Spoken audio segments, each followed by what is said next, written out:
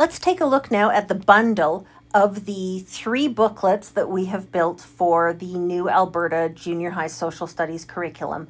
This is the grade 8 bundle. So we've got our time and place booklet, we've got our systems booklet, and we've got our citizenship booklet.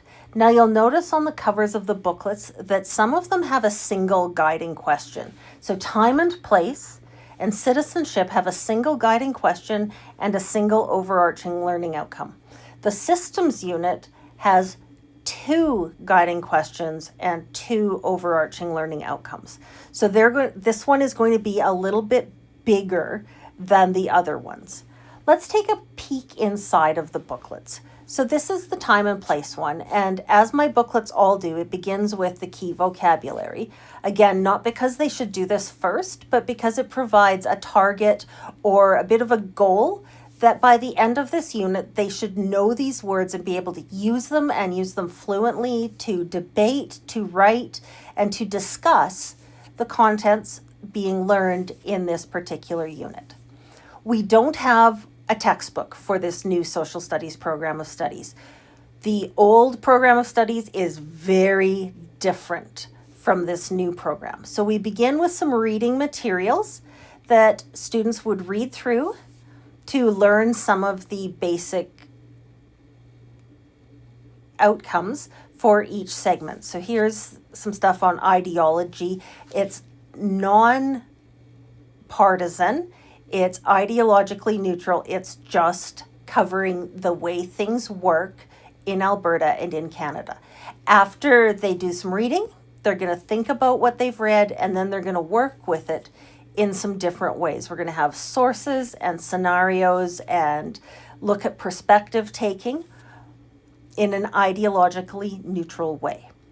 Then we get into some of the other topics that students need to learn for this new social studies curriculum. And again, now we're sorting some of the features, asking them to explain some things in their own words, asking them to consider where do they stand on these things. So we are really asking students to learn about the how and the why and the history of things, and then bring that forward into their own life and consider how it impacts them as a teenager, as an individual, as an Albertan, and as a Canadian. So we'll just speed this up a little bit by looking at some of the thumbnails here down the left-hand side. So you can see there is a significant amount of learning taking place within this booklet. And then as all the booklets do, it's going to come to a conclusion with a pick your project segment where students would select one of the listed projects and construct that to demonstrate to you how well they have learned this content and how thoroughly they understand it. Then we have some practice test questions. Again, these are constructed in the style of the Alberta Provincial Achievement Test, so that the more students practice these kinds of things, the better they do when it's actually test time.